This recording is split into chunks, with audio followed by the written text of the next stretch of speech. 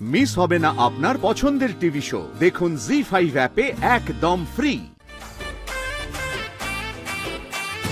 অনন্যা, ঠাকুরের পায়েস বসিয়ে দিয়েছো? এ কি, এটা কি করলে?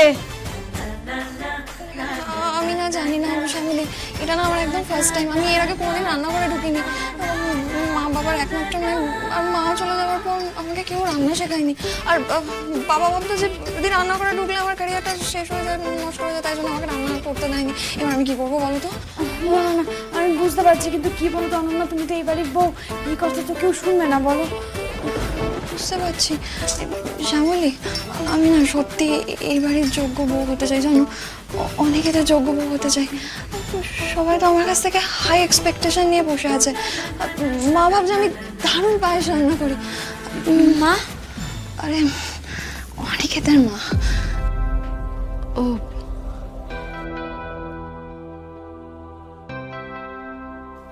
মা, আমি তো এই অধিকারটাই পেলাম না কোনোদিন।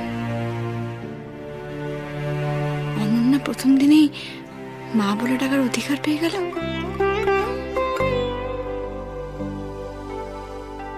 শ্যামলী, এই তুমি আমাকে খুব জাজ করছো, বলো? ভাবছো কার উপর অনিকেতের ভার দিয়ে দিলাম, তাই না? না, ধুর, আমি ওসব ভাবছি না। আমি তোমাকে জাজ করব? সে যোগ্যতা আমার আছে নাকি? দেখো, তুমি একদম এসব ভেবো না। তুমি অত বড় অফিসের কত দায়িত্ব সামলাও, এ তো সামান্য রান্নাঘর। তুমি সব শিখে যাবে, দুদিন নিজের চেষ্টায় রান্না করবে, দেখবে সব শিখে যাবে।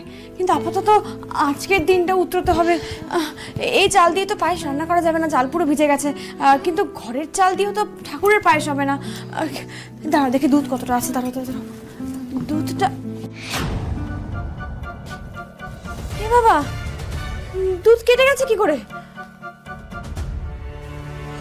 মা, দুধটা কাটলো কি করে? আমি জানি না, বিশ্বাস করো। এবার কি করবো সেটাই তো ভাবছি, এখন কি করবো?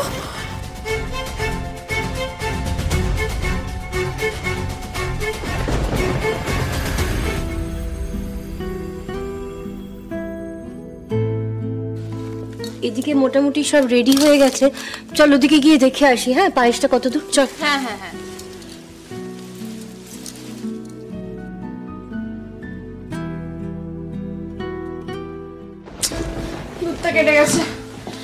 দুধটা কেটে গেছে, কি করব? ফুটুক। হ্যাঁ হ্যাঁ, তুমি বলে কেটে গেছে, ফুটবে? হ্যাঁ, ফুটুক। আচ্ছা, এটাকে বন্ধ করে দাও।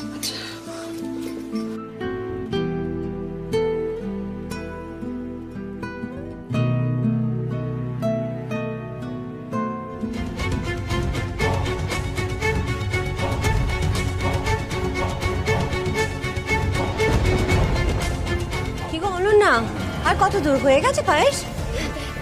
হ্যাঁ ম্যাডাম, হয়ে এসছে।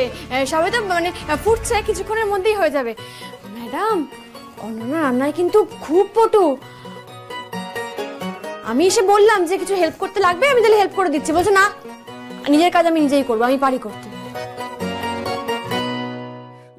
জি5 ডাউনলোড করুন আর সব এপিসোড দেখুন একদম ফ্রি।